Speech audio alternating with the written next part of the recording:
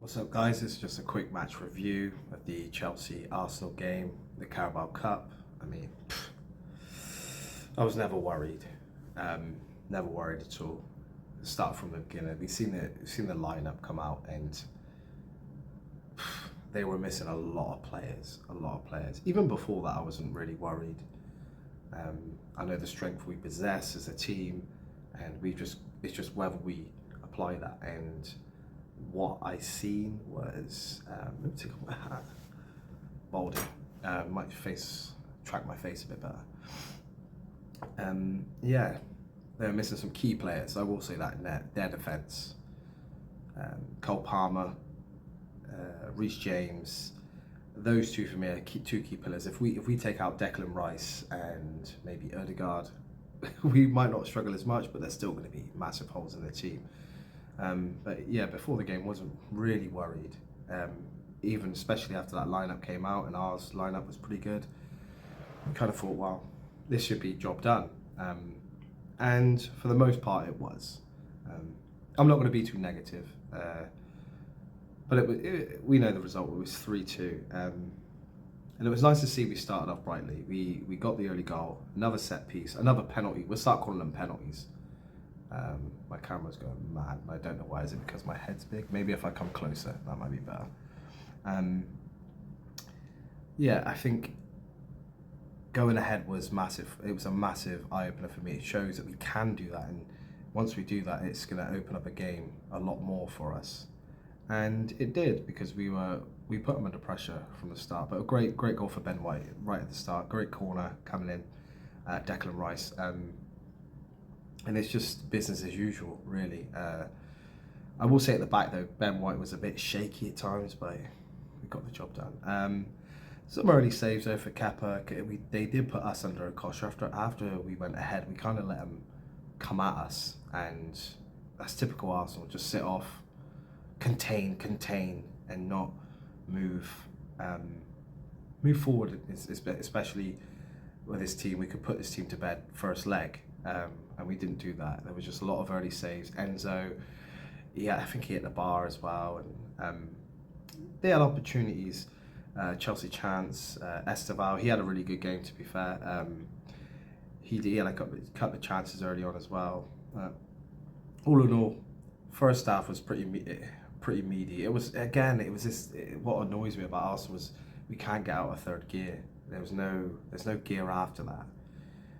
I will say this: the game over a whole, it was Chelsea were trying to play their football, which is I like to see that. I respect them for that. Instead of just coming to play Arsenal, sticking 10 men behind the ball, it was a bit end to end. It was like a proper cup match, which is what the neutral kind of asked for. I mean, I was happy with it. I wasn't really even celebrating the goals, because it was kind of like, yeah, we should put this team, even though it's Chelsea. It's mad to think I'm thinking like that, but it was like, yeah, the next one, please. I'll start celebrating when it's 3-0, please.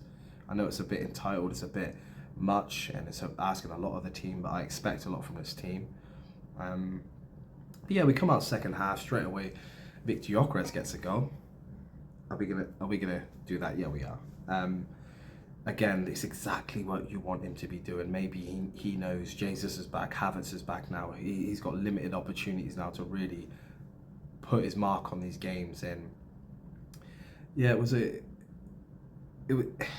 one of those ones where it just, the ball comes in, and that's the position you want him in, attacking the ball, attacking that space in front of the goalie, and just tucking it in. And that's what he does. That's what you want to see, that sort of striker's finish. Not easy. He's got a couple of defenders running, but an easy finish. But still, to be in that position, that's what we want from him.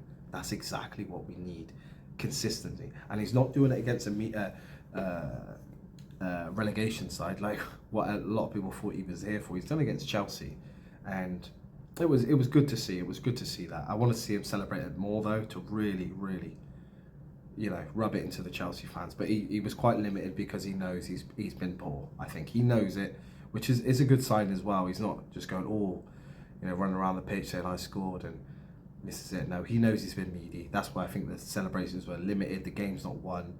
So yeah, Chelsea's substitutions kind of changed the game for them.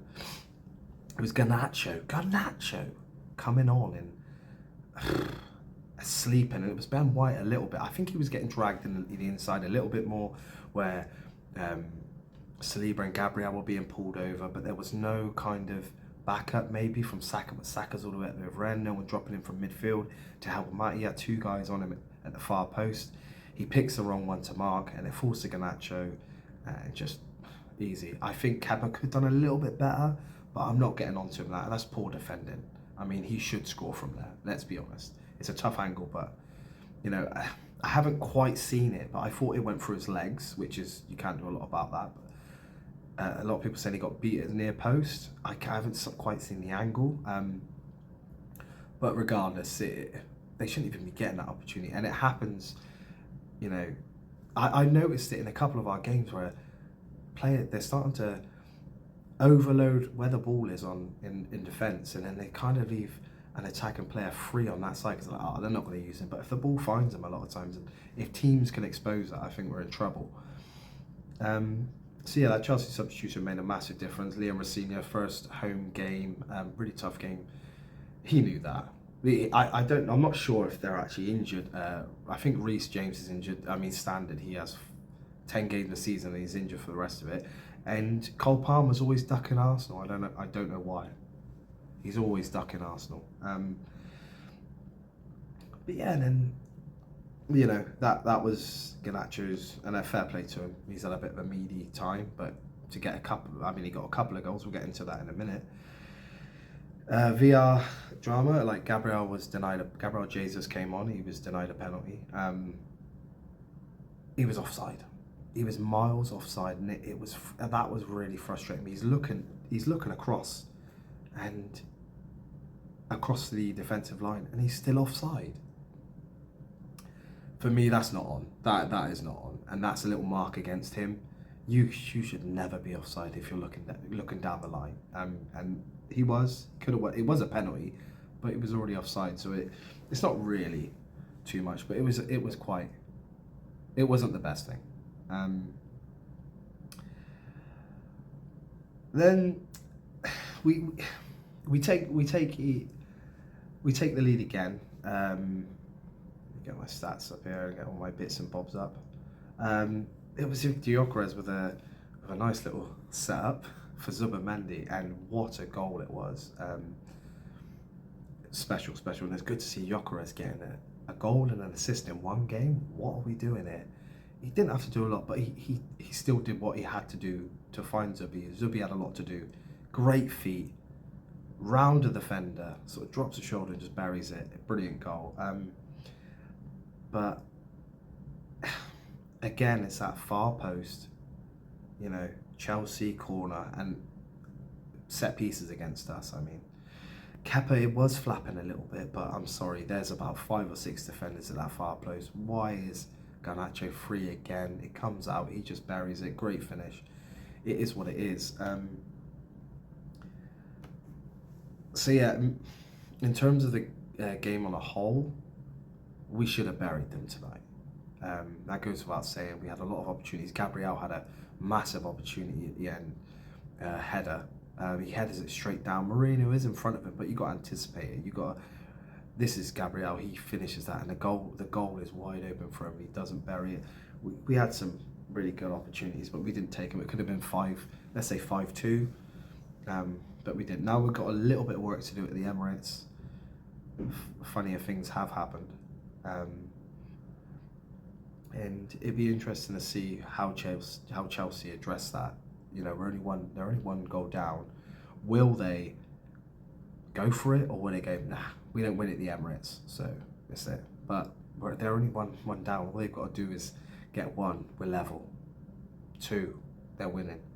And by then they probably have a lot of these players that are out back in the squad. And by that point, we might have some tough games, and we should have really restored that 2-goal cushion and kept it there. But it was a good game, all in terms of a good cup game all around. It was end to end. It was a lot of space. We were knocking the ball around in midfield better than I've ever seen us play this season. Really, it wasn't they were trying to dominate in midfield, but I feel we were still picking the holes, and I think they were doing that one-man press and it wasn't working, and that's how we were playing it out every single time. Some of the final balls, Odegaard could have been quicker, and some of them he's taking a touch too long. Maybe he doesn't trust some of the certain players around him. And Saka had a bit of a meaty performance. After I was singing his praises, he had a bit of a meaty performance. But this is the team and the position that we're in. We've got a lot of players that seem to step up in moments, which is I'm happy with. I see no problem with stepping up in, if one player's stepping up in this game and then might be someone else next week. I mean, we have Martinelli last week scoring a hat-trick. Today, Zubimendi, Viktor Gyökeres stepped up. Ben White, in some respects, scoring an early goal, and I think that's what helps us. We need to start scoring early to really open up games, and hopefully we do that a lot more going forward. I do have some more notes. My overall match analysis: Arsenal set pieces supremacy. We know this. They're penalties now. It's penalties. I mean, again, when you see the Gabriel opportunity, you think, God, we got this down to a T now.